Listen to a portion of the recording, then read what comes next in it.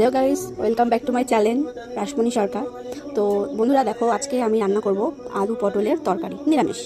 ঠিক আছে, আমি যদিও নিরামিষটা বেশি পছন্দ করি। তো এই যে আলু পটলের তরকারি, তার জন্য আলু পটল কেটে নিয়েছি, দেখো সুন্দর করে। ঠিক আছে, ভাত হচ্ছে এখানে। এবার আমি এই যে মশলাগুলো দেখো, জিরে, গরম মশলা আর এখানে ধনে, এগুলো আমি ভেজে নেবো, হালকা ভেজে তারপরে মশলাটা করে নেবো। ঠিক আছে, তো দেখো ঠিক আছে। তো এবার আমি এটাকে ভাজবো। তো দেখো, আমি কিছুক্ষণ ভাজবো। ঠিক আছে, ভাজার পর এটাকে আমি তুলে নেবো, মশলাটা করবো। দেখেছো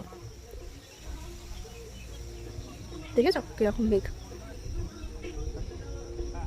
দেখো কীরকম মেঘ করেছে। মাঠে সবাই কাজ করছে, বাদাম তোলা কাজ তুলে হয়ে গেছে। এই যে এবার পটলগুলো ভাজবো।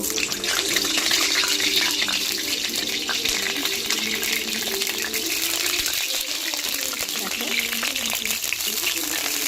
ঠিক আছে, আলুগুলো পরে দেবো, আগে পটলগুলো ভেজে নিই, তারপরে আলুগুলো দেবো। আলুগুলো তারপরে ভাজবো। তো গ্যাসটা কমিয়ে দিই। আস্তে আস্তে ভাজা না হলে না, ভেতরের পটলের ভিতরে একদম জল থাকে, সেই জলটা আর কি বেরোতে চায় না, আর তার জন্য তরকারিটা তখন আর খেতে টেস্ট আসে না, বুঝেছো? তো আস্তে আস্তে ভাজা হোক, দেখা হচ্ছে ভাজার পর। তো ফ্রেন্ড দেখো, ভাজা হয়ে গেছে। তো এবার আমি তেলে মশলাটা দেবো। ঠিক আছে, দেখো ধোঁয়া বেরিয়ে গেছে, দেখেছো আজকে রাঁধতে গিয়ে।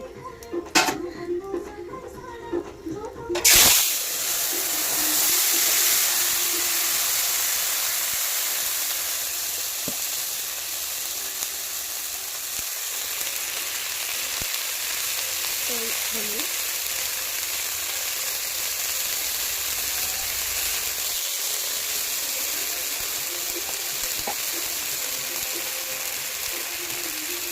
লঙ্কা,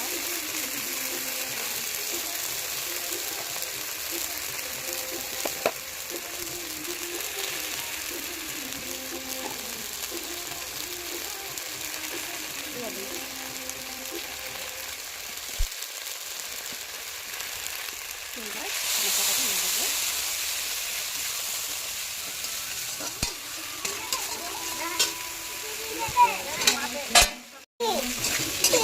হ্যাঁ, এটা আজকে আলু পটলের তরকারি।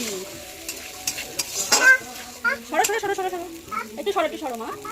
তো গাইস, এই যে আমার মেয়ে এটা চলে এসেছে, রান্না করছি কি সেটা জিজ্ঞাসা করার জন্য। হাতে ছাকা লাগলো, ওই একটু হাতে ছাকা লেগে গেছে। আসো দিকে, আসো দেখি। তো গাইস, আমি আসছি দাঁড়া।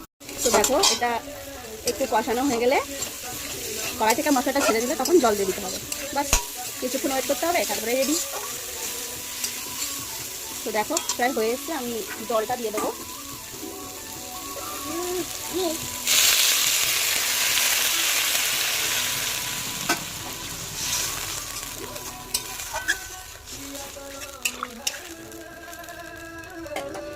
হয়ে গেছে, তো এটাকে আমি ঢাকা দিয়ে দেবো এবং ওয়েট ওটা হতে হতে এই দেখো, এগুলো হচ্ছে আম। তো চলো আজকে আম কাটা যাক। তো আম ধুয়ে নিয়েছি, এবার আমটাকে কাটবো। ঠিক আছে, চলো কেটে ফেলেছি। তো এবার নাও খেয়ে নাও।